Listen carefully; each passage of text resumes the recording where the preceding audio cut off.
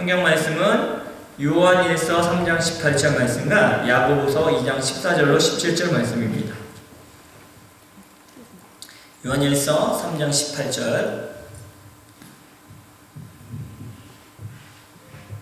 먼저 읽도록 하겠습니다. 요한일서 3장 18절 말씀 같이 읽겠습니다. 시작. 자녀들아, 같이 읽겠습니다. 시작. 자녀들아, 우리가 말과 혀로만 사랑하지 말고 행함과 진실함으로 하자. 야고보서 2장 14절로 17절도 같이 읽겠습니다. 시작. 내 형제들아, 만일 사람이 믿음이 있노라 하고 행함이 없으면 무슨 유익이 있으리요? 그 믿음이 능히 자기를 구원하겠느냐? 만일 형제나 자매가 헐벗고 일용할 양식이 없는데 너희 중에 누구든지 그에게 이르되 평안히 가라, 덥게 하라, 배부르게 하라 하며 그 몸에 쓸 것을 주지 아니하면 무슨 유익이 있으리요? 이와 같이 행함이 없는 믿음은 그 자체가 죽은 것이다. 아멘. 기도하겠습니다.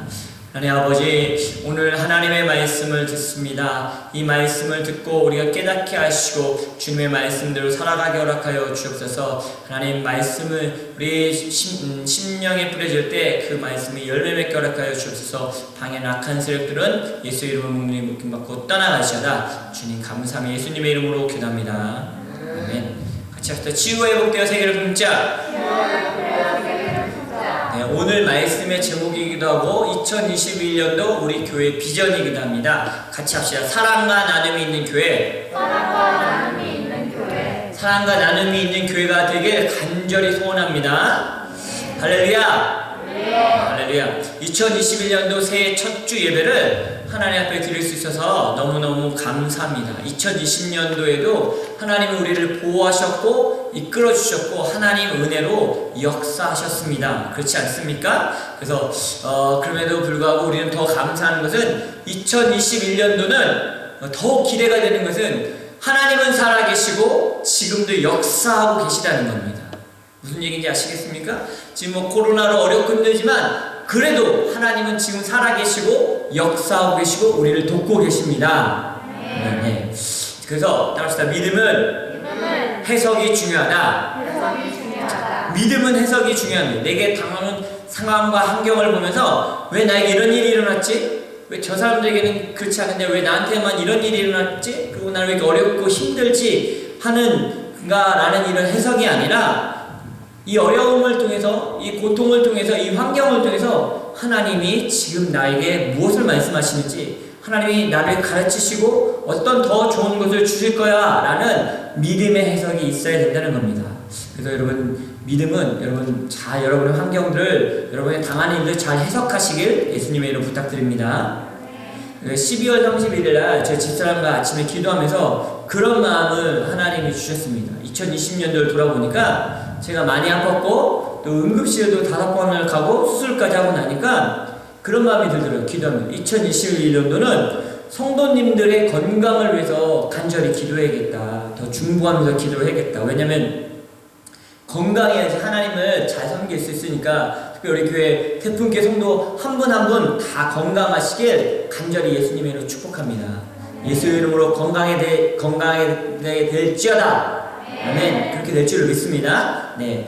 또 그러면서 또 하나는 어떤 마음이 기도하면서 하나님 어떤 마음을 주셨냐면 또 하나는 앞으로 제가 이제 살아갈 날이 지금까지 살아온 날보다 짧지 않습니까? 네, 인생의 절반 이상을 살았죠. 근데 그렇기 때문에 어떻게 해야지 내가 최선을 다해서 주님을 섬길까 하는 마음이 들었어요. 주님의 나라에 갈 날이 점점 더 한 걸음씩 가까워지니까 이제 좀 나이든 성도님들을 이해하기 시작했어요. 아직도 저는 마음이 청년 같고 그리고 저희 교회는 청년과 유스들이 더 많이 있습니다. 그래서 그것이 행복하고 너무 좋은데 그러면서도 좀 나이 드신 장년부도 좀 있었으면 하는 마음이 있었습니다. 근데 기도하면서 깨닫게 되는 것은 뭐냐면 나이 드신 성도님들을 목사인 제가 잘 이해하지 못했구나. 그들의 마음을 잘 이해하지 못하고 그들의 그 모습들을 공감하지 못했구나 하는 마음을 주셨어요. 그래서 하나님이 우리 세풍교회를 좀 기다리게 하신 게 아닌가. 그래서 점점 하나님의 나라가 가깝고 죽음이 가까이 오는 나이 든 성도님들에게 남은 생애를 하나님 나라를 위해 어떻게 살까 도전하고 싶은 마음이 막 일어났어요. 그래서 하나님의 그런 음성이 들렸는데 무슨 음성이었냐면 이제는 나이 든 성도님들도 보내주겠다는 말씀이었어요. 왜냐면 제가 이제서야 그분들의 마음을 공감할 수 있는 마음이 조금 먹어진 것 같아요. 저도 이제 나이를 한두 살 먹다 보니까 결국 목회자가 더 이해하고 공감하고 품을 수 있는 마음이 준비가 안 되었기 때문에 그동안 하나님이 좀 기다리신 것 같습니다. 제가 더 준비가 되어야 또 다른 은혜를 부어주신다는 거예요. 저만 그렇습니까? 여러분도 여러분이 준비가 돼야 하나님이 또 다른 은혜를 부어주신다는 겁니다. 또 다른 기적도 부어주신다는 겁니다. 2021년도 새품교회에게 주신 비전은 바로 사랑과 나눔이 있는 교회입니다. 한번 답시다. 사랑과 나눔이 있는 교회. 요한일서 3장 18절 우리가 읽었지만 자녀들아 우리가 말과 혀로만 사랑하지 말고 행함과 진실함으로 하자라고 말해주고 있습니다. 올 한 해 더더욱 우리는 말과 혀로만 사랑하는 것이 아니라 실제적으로 사랑하고 행함으로 사랑하는 세픈 성도님들 되시길 바랍니다.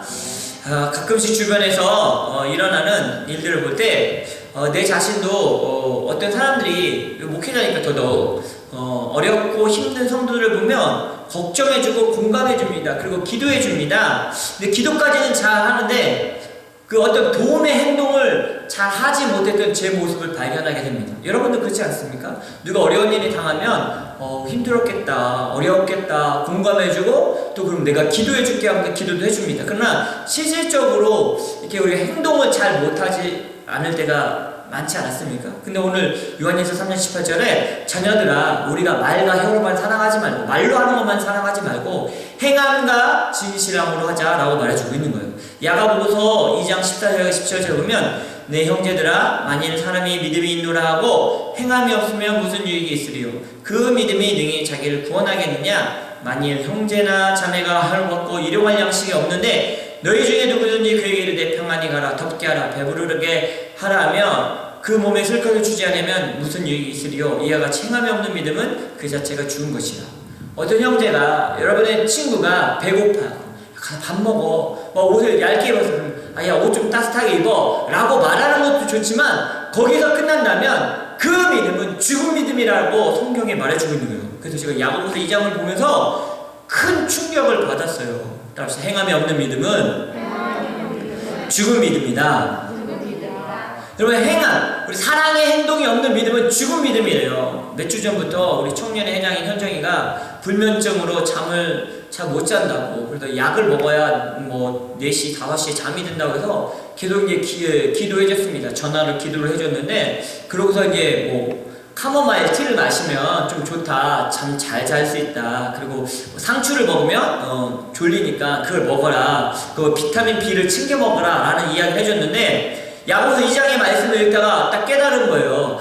내가 말과 혀로만 하고 그냥 이거 먹어 저거 먹을 거 이렇게 말만 하고 있는 것을 깨달았어요. 그래서 빨리 슈퍼에 가갖고 좋은 잠 잘 잘 수 있는 영양제를 하나 사다 주었습니다. 여러분 만일 형제나 자매가 헐벗고 일용할 양식이 없는데 너희 중에 누구든지 그에게 이르되 평안히 가라 덥게 하라 배부르게 하라 하며 그 몸에 쓸 것을 주지 않으면 무슨 유익이 있으리요 이와 같이 행함이 없는 믿음은 그 자체가 죽은 것이라 라고 말해주고 있는 거예요. 말로만 하는 믿음은 죽은 믿음이라는 겁니다. 진정한 사랑은 수고와 헌신이 있어야 된다는 거예요. 2021년도 우리 세품교회가 특별히 사랑의 행위, 사랑의 행동을 많이 하는 교회가 되길 원합니다. 그래서 사랑과 나눔이 있는 교회가 되길 간절히 소원합니다. 아멘. 네. 그러면 우리의 사랑과 나눔은 어디에 할 것인가? 우리는 이 사랑과 나눔을 어디에 할 것인가? 첫 번째 이사야서 1장 17절에 있는 말씀입니다. 한번 같이 읽을까요? 시작.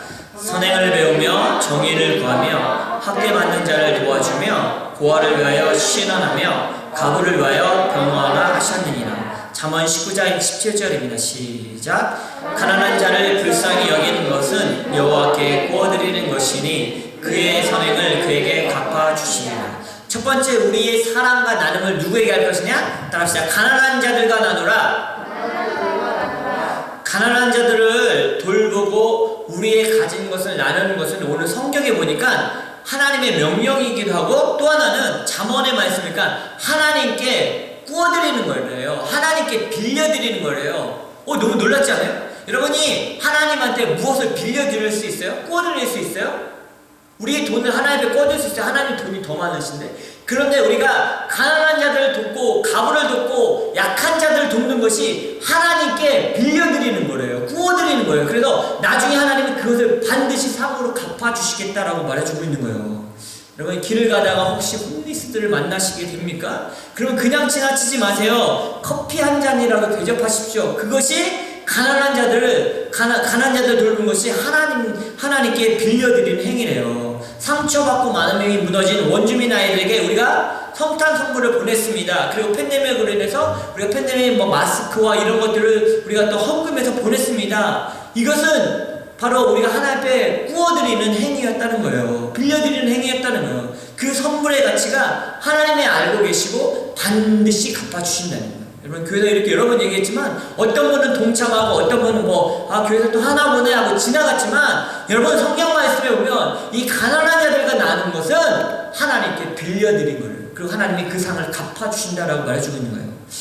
여러분 알고 계십니까? 여러분이 전 세계 70억 중에 부자 상이 15%라는 거예요. 여러분이 부자라고 생각해 본 적 있어요? 별로 안 하시죠? 그런데 여러분 70억 중에 여러분 상위 15% 위의 부자들이에요. 어떤 사람들이 상위 15%인지 아세요? 수돗물을 쓰고 전기를 사용하고 하루 3끼 밥을 먹을 수 있고 일주일에 두세 번 이상 목욕하고 그 다음에 비바람을 피할 수 있는 집이 있고 그다음에 아이를 학교 보낼 수 있다면 전 세계 70억 중에 15% 부자 15%에 들어간다는 거예요.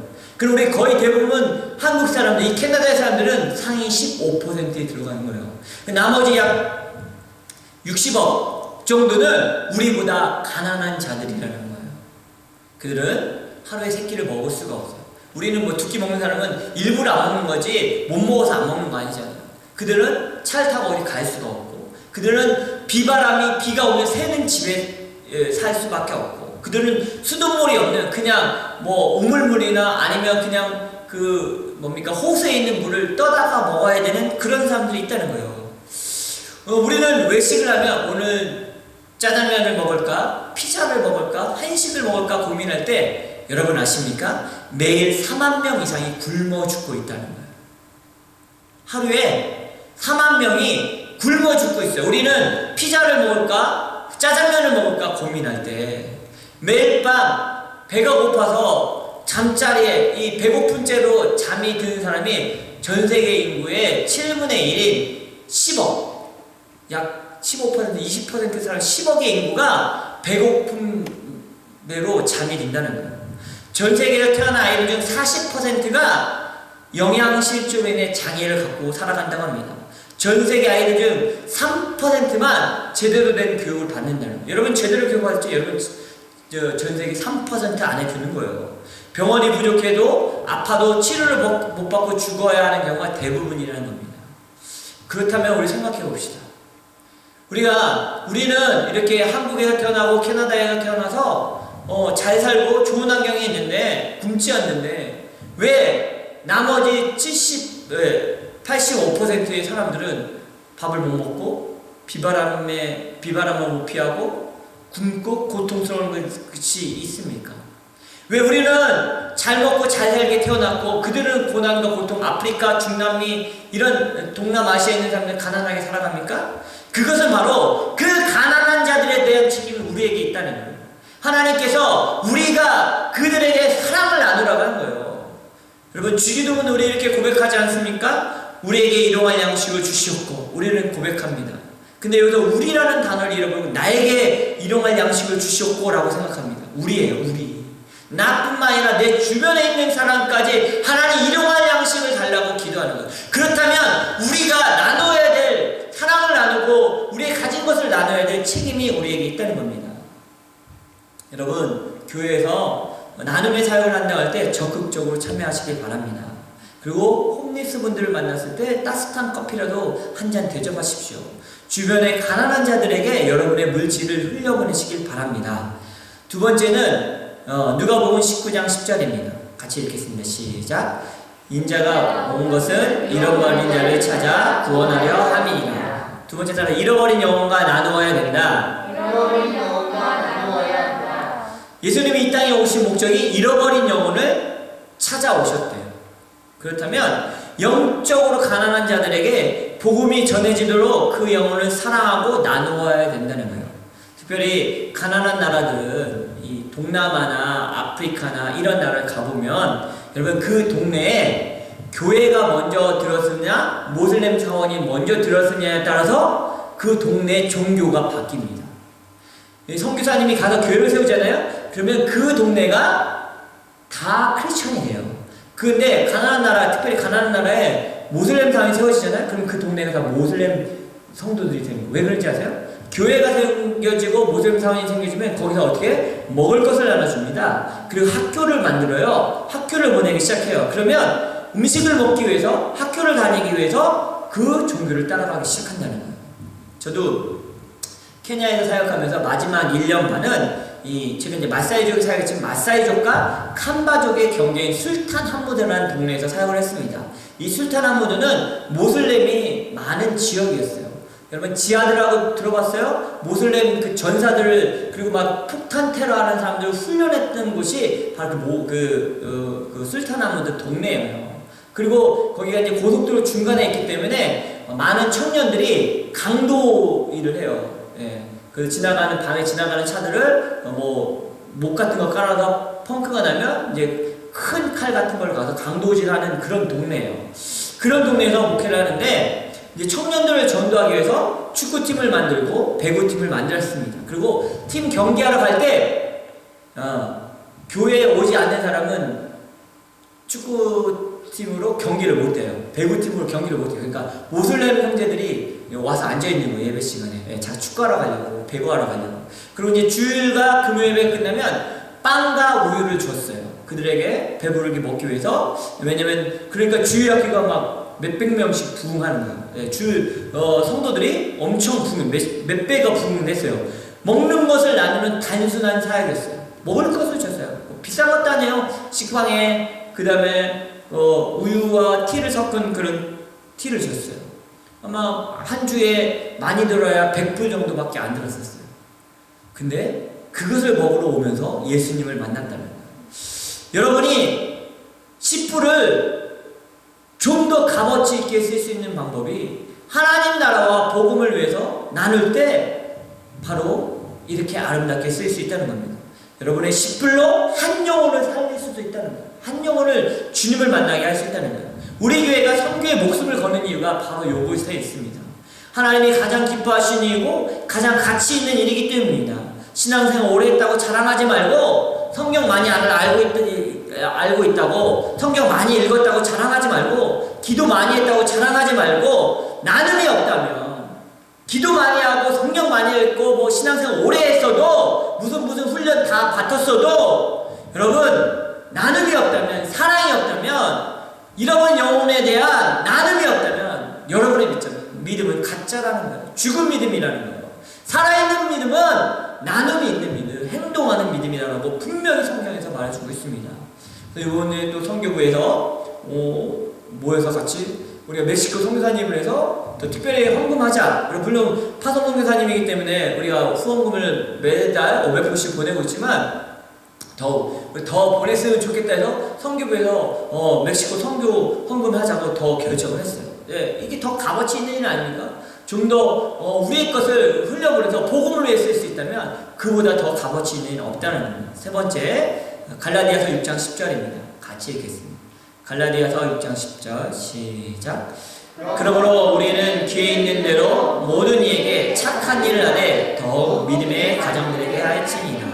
세 번째 단자 믿음의 동역자와 나누라. 이거는 사랑과 나눔의 순서의 문제예요. 우리가 사랑을 우리의 나눔을 누구에게 먼저 해야 되느냐? 믿음의 동역자, 믿음의 식구, 믿음의 가족들과 먼저 하라는 거예요. 다시 말하면 여러분 셀원들과 먼저 나누래요. 여러분 같은 부서 사람들과 나누래요. 여러분 같이 세픈 성도님들과 먼저 사랑하고 섬겨주라라고 말해주고 있는 거예요. 사랑으로 연락도 하고 관심도 가지고 음식도 나누고 집을 가끔 이런 분들이 있어요. 이제 유학생 어머니를 오셨다가 이제 귀국할 때 유학생들 있고 짐을 옮긴다든지 집을 옮긴다든지 한국으로 돌아가시는 분들 중에 이 갖고 있는 물건을 팔지 않고 목회자님 저에게 연락을 해서 목사님 이거 좀 필요한 사람들에게 나눠주세요 라고 부탁하면서 주고 가시는 경우가 있어요. 그러면 세품 성도님들 혹은 또 주변에 있는 분들에게 필요한 분들에게 찾아서 전달해 드립니다. 그것도 선교지에 가져가려고 이렇게 지금 가방을 계속 모으고 있어요. 가방이 벌써 한 2개째 차고 있는데 과테말라를 갈 때 멕시코 갈 때 가져갈 거예요. 그러면 이게 얼마나 좋습니까? 믿음의 식구들 주변에 있는 사람들에게 물론 팔아서 돈을 만들 수도 있지만 그걸 또 나눔을 해서 기쁨이 있지 않습니까? 여러분 믿음의 동역자부터 챙기시길 바랍니다. 아멘이 없으시네요. 여러분 믿음의 동역자들부터 챙기시길 바랍니다. 네. 여러분 주위에 있는 믿음의 가족이 누구보다 소중한 사람들이에요. 제가 이 말씀을 준비하면서 또 찔림을 받았지 않습니까? 네, 너는 너 믿음의 가족들과 무엇을 나누느냐? 그래서 고민을 하다가 저희 집사람하고도 이제 고민을 하다가 한국에 간 우리 안윤혜 전도사님이 이제 선교사를 준비하고 계시고 있지 않습니까? 우리 믿음의 가족, 세품의 가족 아닙니까? 안윤혜 전도사님과 이기석 집사님, 하준이가 한국에 가서 이제 그러고 있어서 우리가 개인적으로 선교원금을 좀 보내야겠다. 그래서 저희가 이제 개인적으로 선교원금을 보냈습니다. 그래서 믿음의 식구와 같이 나눠야겠다는 마음이 이 말씀을 준비하면서 또 깨닫게 됐습니다. 네 번째입니다. 자, 갈라디아서 6장 6절입니다. 갈라디아서 6장 6절 같이 읽도록 하겠습니다. 시작. 가르침을 받는 자는 말씀을 가르치는 자와 모든 좋은 것을 함께 하라. 자, 네 번째에 따라합시다. 주의 종과 나누라. 주의 종과 나누라. 자, 우리 세분교회 성도님들은 이것을 너무너무 잘해줘서 감사하죠. 이건 또 하나님의 말씀이기 때문에 우리가 나눈 겁니다. 하나님의 은혜가 넘치고 갚아주심이 우리 모두에게 있길 먼저 예수님에는 축복합니다. 이제 성탄절 때 각 가정마다 작년부 가정마다 이제 케이크를 배달해 드렸습니다. 그리고 청년부들에게는 선물을 이렇게 가방을 만들어서 전달했고 유스들에게는 우리 유스 교사들이 초콜릿을 준비해서 각 집마다 배달해 줬습니다. 근데 제가 이제 성도님들을 집을 방문하니까 저는 이제 즐거운 마음으로 케이크를 배달을 했는데 성도님들이 생각지도 못했는데 그 케이크만 받으시는 것이 아니라 저희를 위해서 또 선물을 준비하시고 저희들에게 나눠주셨습니다. 또 특별히 이제 신년이 됐을 때 신년에 청년들이 신년이라고 기도받으러 오면서 맛있는 음식도 사오고 선물도 가져왔습니다. 그래서 이제 근데 이거 신년에 기도받으러 오니까 저희 집에 같이 살고 있는 우리 윤지 자매가 그런 얘기 하더라고요. 이제 윤지 자매도 이제 저희 교회에 와갖고 예수님을 믿기 시작했으니까 신년에 기도받으러 오는 게 참 신기하다고. 왜냐면 신년이면 새해 운수 보러 가고 정치러 가고 그다음에 부적 이거 받으러 가는 거는 많이 봤는데 새해 이렇게 기도받는 거는 참 신기하다고 그 얘기를 듣는 순간 저도 참 한 번도 그쪽을 생각 못해서 그렇지 세상 사람들은 새해 운수 보러 가고 부적 사러 가고 그렇지. 근데 여러분은 정말 하나님을 사랑하는 마음으로 또 새해에 기도받으러 오시고 또 이 하나님의 말씀 갖고 오늘 또 첫 주 예배를 드리는 거 보면서 여러분 놀라운 하나님의 은혜가 저와 여러분에 있길 예수님의 축복합니다. 이것이 여러분 어떤 것보다도 목회자에게 기쁜 선물인지 아십니까? 성도들이 목회자에게 하나님의 권위를 인정하고 새해 첫날 무당 찾아가지 않고 정치는 사람 찾아가지 않고 목회자에게 와서 하나님이 세우신 종이라고 생각하고 그 무릎 꿇고 그 기도받는 것이 저에게는 어떤 큰 선물보다 큰 선물입니다. 이것이 담임 목사를 인정하고 그 하나님이 세우신 권위를 인정하고 무릎 꿇고 기도받는 거 아닙니까? 이것이 주의 종과 삶을 나누는 거죠. 지난주에 마지막 주 예배를 드리고 집에 갔는데 집 앞에 그 모찌라고 하죠. 이 모찌 일본 식당에서 만든 모찌가 2개가 딱 놓여지는 거예요. 그래서 보니까 이 배달이 잘못 왔구나. 그래서 그 식당만 찾아서 그 만든 데를 찾아서 전화를 했더니 자기네는 배달을 하지 않는데요. 그래서 어떤 천사가 이걸 놓고 갔지? 하고 있었는데 나중에 알고 보니까 저에게서 그래도 제일 어른이신 나이 드신 우리 이영준 원장님이 이제 선물로 갖다 놓으신 거예요. 주의 종으로 대접하기 위해서 갖다 놓은 거예요. 그래서 참 감사하다. 어떤 천사가 갖다 놨나 했더니 이렇게 갖다 놨더라고요. 이것은 무엇입니까? 주의 종과 좋은 것을 나누고자 하는 그 마음이 그 안에 있는 거 아닙니까? 그래서 우리 교회는 이것들을 너무너무 잘해주고 있어서 굳이 설교를 안 해도 되지만 하나님의 말씀이기 때문에 나누는 겁니다. 여러분의 삶의 모든 부분을 목회자와 같이 나누고 기도하고 응답받는 것을 볼 때 목회자는 가장 행복하고 신이 납니다. 이게 물질적인 것이 아니에요. 여러분이 저 연애해요. 저 어떤 좋은 일이 있었어요. 저 승진했어요. 목사님 저 기도해 주세요. 라고 하는 것이 이 모든 좋은 것을 나누는 거 아닙니까? 그래서 2021년도 우리는 적극적으로 더 사랑하고 적극적으로 나누는 삶이 되시길 바랍니다. 우리의 시선을 바꾸어 살아계신 하나님을 바라보고 믿음의 눈을 들어 우리 가운데 역사하시는 하나님을 바라보시길 바랍니다. 그래서 사랑과 나눔이 충만한 세품교회가 되길 간절히 축복합니다. 아멘. 우리 형제의 모습 속에 같이 신앙하도록 하겠습니다.